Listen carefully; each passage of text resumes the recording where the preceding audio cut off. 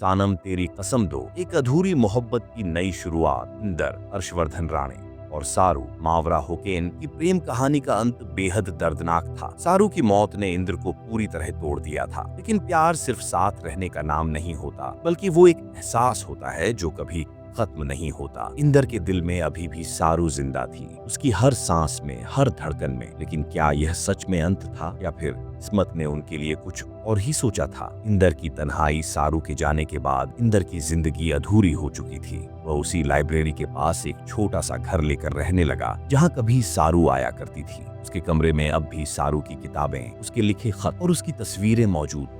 इंदर शराब के सहारे खुद को संभालने की कोशिश कर रहा था, लेकिन उसका दिल अब भी हर पल सारू को याद करता था। एक दिन जब इंदर शराब के नशे में लाइब्रेरी के बाहर बैठा था, तभी उसे एक छोटी बच्ची रोती हुई दिखी। उसकी उम्र करीब 5 साल रही होगी। इंदर ने उससे पूछा, क्या हुआ बेटा, तुम रो क्यों रही हो? लड़की ने सिसकते हुए कहा, मुझे मम्मा के पास जाना है, लेकिन मुझे रास्ता नहीं पता। इंदर ने बच्ची को दिलासा दिया और उसे उसके घर छोड़ने चला गया। रास्ते में उसे एहसास हुआ कि इस बच्ची की मासूमियत में उसे कहीं न कहीं सारू की झलक दिखाई दे रही थी। नई उम्मीद इंदर धीरे धीरे उस बच्ची से जुड़ने लगा। उसका नाम आराध्या था और वह अपनी माँ अनाया के साथ रहती थी। अनाया एक अकेली माँ थी जिसने अपनी बेटी को अकेले ही पाला था। अनाया एक स्कूल टीचर थी और उसकी जिंदगी में प्यार के लिए कोई जगह नहीं थी। इंदर को आराध्या से इतना लगाव हो गया था कि वह रोज स्कूल जाते समय उसे छोड़ने जाता और वापस लेने भी आता। नाया को पहले यह अजीब लगा, लेकिन जब उसने देखा कि इंदर एक अच्छे इंसान है,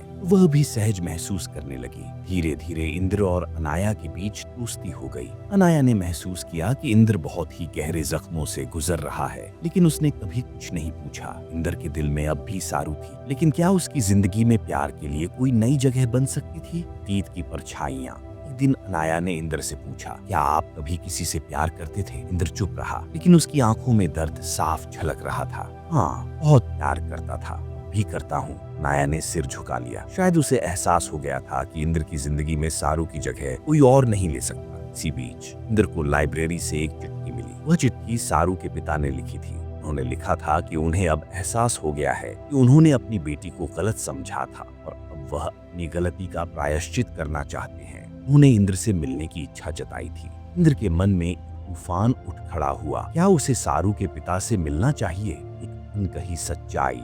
इंद्र आखिरकार सारू के पिता से मिलने चला गया। जब वे मिले तो उन्होंने बताया कि सारू की मौत से पहले उसने एक खत लिखा था, जिसे उन्होंने अब तक इंद्र को नहीं दिया था। इंद्र ने कांपते हाथों से खत खोला। इंद्र, अगर मैं इस दुनिया में नहीं रहूं तो भी मेरी मोहब्बत हमेशा तुम्हारे साथ रहेगी, लेकिन मैं तुमसे एक वादा चाहती हूँ, अपनी जिंदगी को बेकार मत करो। मुझे पता है कि तुम मुझसे बहुत प्यार करते हो, लेकिन इंद्र, प्यार सिर्फ पाने का नाम नहीं, बल्कि आगे बढ़ने का नाम भी है। मुझे उम्मीद है कि तुम फिर से मुस्कुराओगे, फिर से प्यार करोगे। तुम्हारी सारू। इंद्र की आंखों से आंसू बह निकले। क्या वह सच में आगे बढ़ सकता था? क्या वह फिर से प्यार कर सकता था? नया सफर। इंद्र को एहसास हुआ कि उसने अब तक सारू की आखिरी इच्छा को पूरा नहीं किया था। उसने अपने अतीत को अपनाने का फैसला किया, लेकिन अपने वर्तमान को भी अपनाने की कोशिश की। एक दिन जब इंद्र और अनाया आराध्या को स्कूल छोड़ने गए तो अनाया ने इंद्र से पूछा, क्या आप अपने अतीत को छोड़ पाएंगे? इंद्र ने एक गहरी सांस ली और कहा, मैं अतीत को भूलूंगा नहीं, लेकिन हाँ, मैं आगे बढ़ने की कोशिश करूंगा।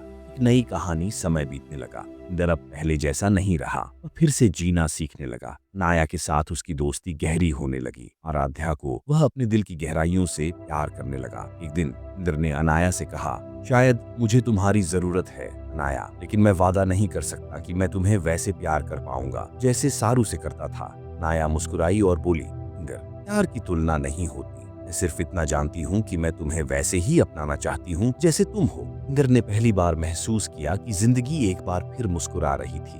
अधूरी मोहब्बत का नया मोड़। इंद्र और अनाया धीरे धीरे एक दूसरे के करीब आने लगे। कोई नई कहानी नहीं थी, बल्कि एक अधूरी मोहब्बत की नई शुरुआत थी। सारू कहीं नहीं गई थी, वह हमेशा इंद्र के दिल में थी, लेकिन शायद उसकी आखिरी ख्वाहिश पूरी हो रही थी कि इंद्र फिर से जीना सीख जाए। कुछ कहानियां कभी खत्म नहीं होती, बस एक नया मोड़ लेती हैं। समाप्त।